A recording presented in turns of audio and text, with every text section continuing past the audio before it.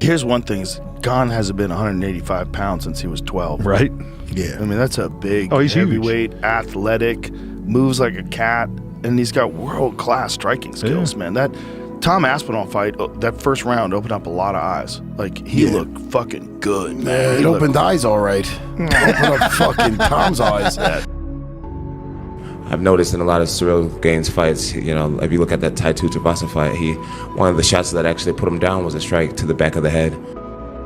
And Gane is not the first time he's done something that's like illegal as it fucking gets, you know? He's not the cleanest fighter. His record indicates that he's had a couple mishaps in the past. Well, I think that this fight is much more difficult than people think with Cyril Gane. Cyril Gane is very, very good. He's so gifted. He's so athletic. He's so fast for a heavyweight. If you're Pereira's team, you might want a slower heavyweight so that they can't really see and reach you. That was one of the biggest and best things about fighting at heavyweight.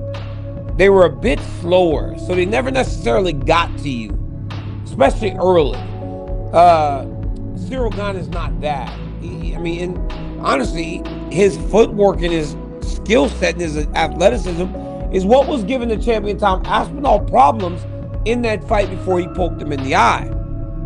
Imagine he eye poked Pereira just for fun, not for fun, but you know what I mean, just for imagination. Imagine he goes out there and eye pokes. What happens? For fun, just for fun. Yeah. That's not good. I could see it in a weird way, the way the UFC works. I was saying this yesterday on my live stream. I could see like Gane eye poking Pereira and Pereira doing, you know, the Jamal Hill thing where he calls off the ref. Stop. Dude, that would be the ultimate. And then way sleeps him. And then sleep Cyril Gane on the White House card afterwards, dude. That'd be a great bit of karma. You know, sitting here now, I'm just so overly impressed with Alex Pereira, and in my mind, I feel like there's not much that he can't do. But when I look at, you know, who Cyril Gane was in his last fight, I'm reminded of how he was when he first kind of stepped on the scene in the UFC, and he had that cat-like movement, but with speed and with power and with great intelligence of where to strike at the perfect time, and he had such a beautiful movement and style. Look, there's two Ciryls, and if you have the one that's scared, the one that fought John Jones, I mean, he did not compete. He was scared and he wanted out of there. We all have that. Fight or flight is very real. But if you have the one that wants to compete, the one that Tom Aspinall had to deal with, he's a handful, man. Ciryl is a very good fighter. Not to mention, this is his wheelhouse. This is a guy that's not going to go out and try to take him down. When he was fighting Tom Aspinall, he showed championship level material fighting, even though it was a little dirty. And that's another thing. Can he fight cleanly with championship level material behind him?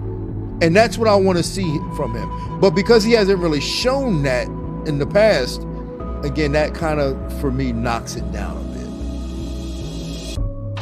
Yeah, I mean, they're good points to raise. I wonder how he's going to look and feel as a heavyweight as well. And I also wonder, because there's always an optimum weight for a fighter, isn't there? You know, and there's going to be an optimum for Alex Pereira, and it doesn't really matter what the weight of his opponent is. There's going to be a point where Alex is just too heavy for the stuff that he wants to do.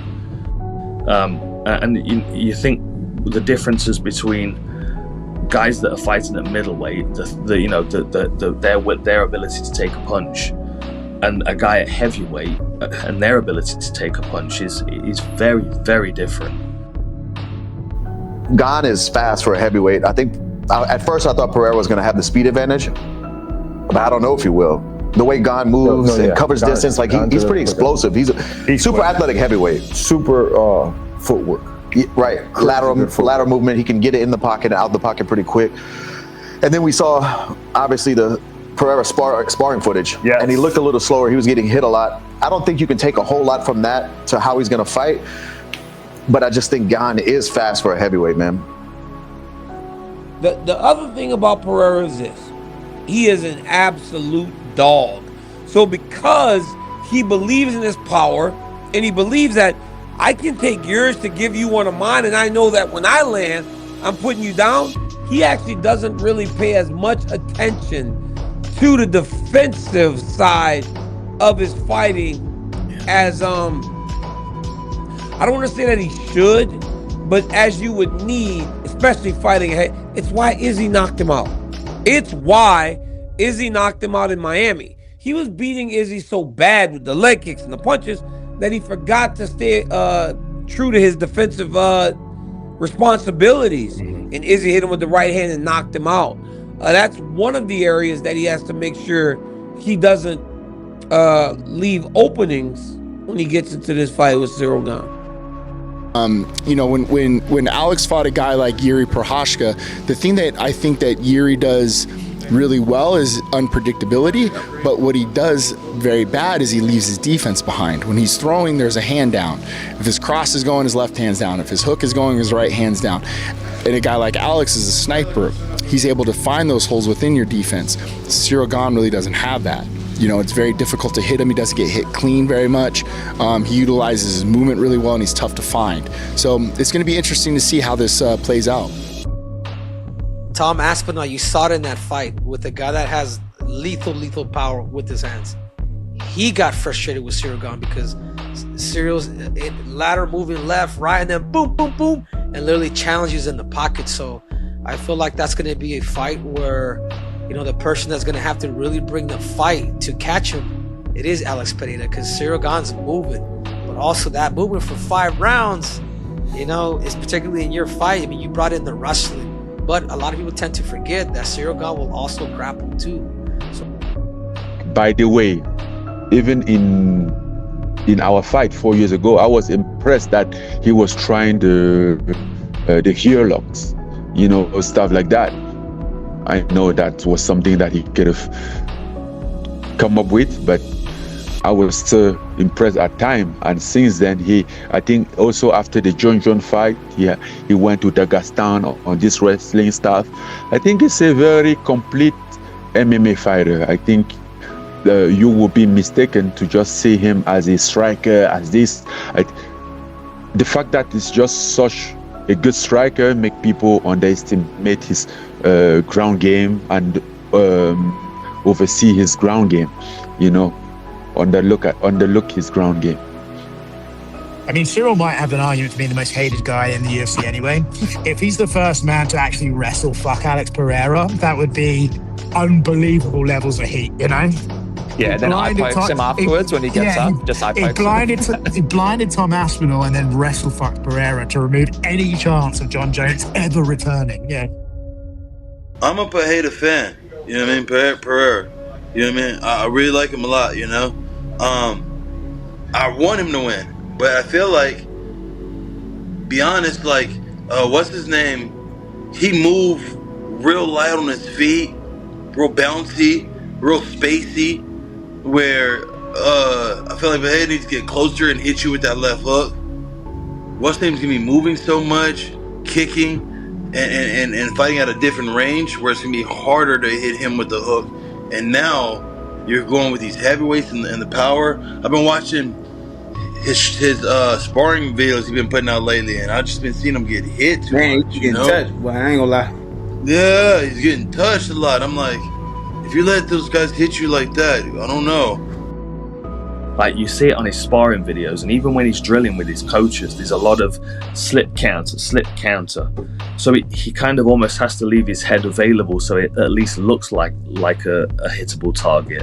So people attempted to throw, and that's where his pressure counter striking comes into play. The difference with Cyril Gane is that he's faster even than some light heavyweights would be. So to be able to read when he's going to throw that punch is very, very difficult, and it's going to take a minute for Alex to figure out that timing. And he's got to hope that he gets it figured out pretty quickly, because if Ciryl catches him, he will put him down. I think it's a really risky fight. You know, there are many other people that would have been a much easier fight for him, and bigger heavyweights, stronger, slower guys that are more predictable and easier to hit. But Cyril's like a different beast. He's a bit of a hybrid. Yeah, Lawson, I think that for Khalil Roundtree, he was able to win a couple rounds against Pereira, and sometimes Pereira, starts off a little bit slow. Now, of course, he seemed like he was a little injured or sick heading into that fight. But when Pereira's on, he's an absolute maniac. He will stalk you. He will, kind of bully you, make the cage very small, get on the inside and put you out. Can he bully around a guy like Gane? We're going to find out.